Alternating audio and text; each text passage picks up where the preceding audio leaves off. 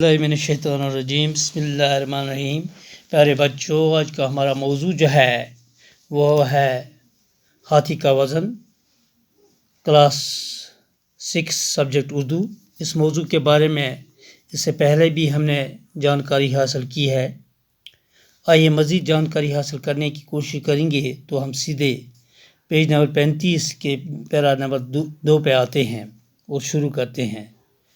ये सुनकर बादशाह बहुत खुश हुआ, वज़ीर को हाथी और रुपया मलाह के साथ कर देने का हुक्म दिया और खुद भी दरबारियों के साथ दरिया की तरफ चला। ये वाक़ा कैसे क्यों पेश आया, क्यों वो खुश हुआ? क्योंकि एक दफ़ा बादशाह जो था वो बहुत बीमार हुआ था और उसने मिन्नत मांगी थी कि अगर मैं ठीक हुआ, अगर मैं सेहतयाब हुआ तो हाथी के वज़न के बराबर मैं पैसा गरीब और भूखों में, मोहताजों में बांट दूंगा। तो खुदा का करना था कि वो ठीक हुआ, वो सेहतयाब हुआ।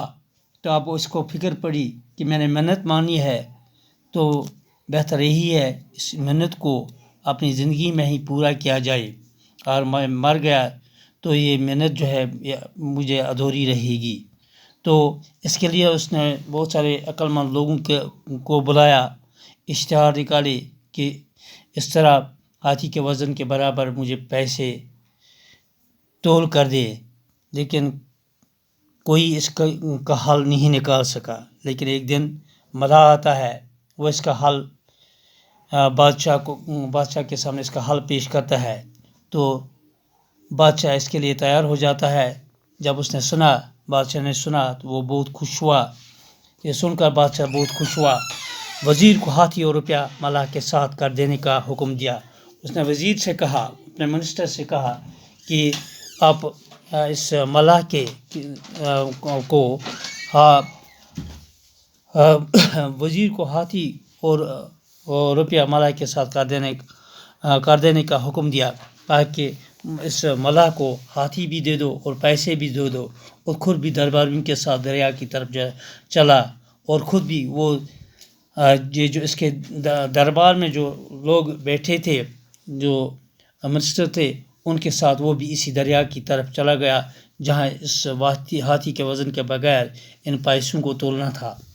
शहर में ये बात मशहूर हो गई, सारे शहर में ये बात मशहूर हो गई, इसलिए बहुत से तमाशाई भी दरिया की तरफ रवाना हुए।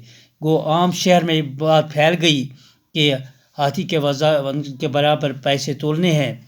तो इसलिए यही वजह थी कि सारे तमाशाई जो थे वो भी दरिया की तरफ रवाना हुए, ताकि वो खुद अपनी आंखों से देख सकें कि मलाह किस तरह हाथी के वज़न के बराबर पैसे तोल सके।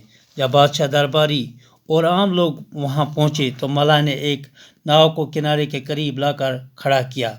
जब सभी लोग वहाँ पहुँचे, बादशाह के दरबार के लोग और बाकी आम लोग, तो मलाह ने क्या किया, दरिया के किनारे उसने एक नाव खड़ा की। हाथी को इस पर सवार किया गया।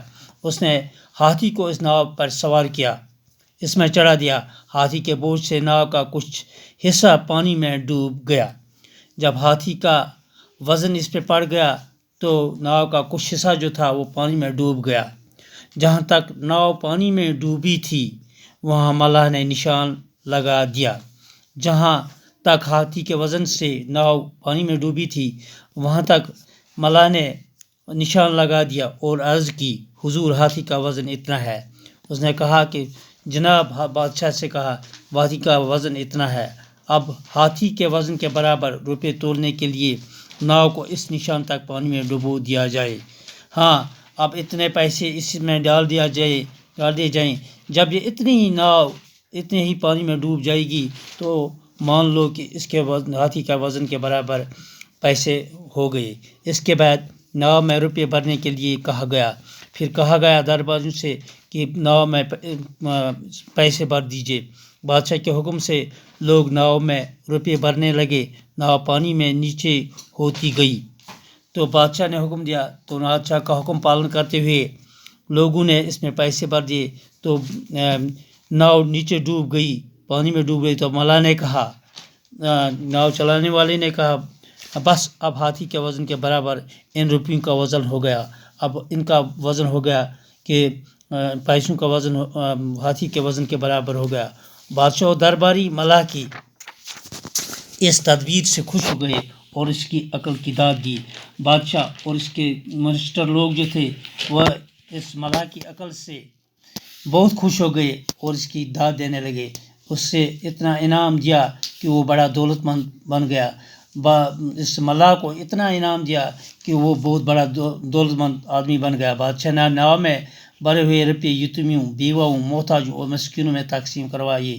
بادشاہ نے کیا کیا، یہ پیسے جو تھے جس نے ہاتھی کے وزن کے برابر تول دیے تو ان پیسوں کو اس نے یتیموں میں بانٹ دیا، بیواؤں میں بانٹ دیا، محتاجوں میں بانٹ دیا، اور جو مجبور لوگ تھے ان میں غریب، مفلس، نادار لوگ جو تھے ان لوگوں میں اس نے یہ پیسے بانٹ دیے. اس طرح ہمارا یہ موضوع جو ہے یہاں اختتام پذیر ہوتا ہے. دیجیے اجازت. شکریہ.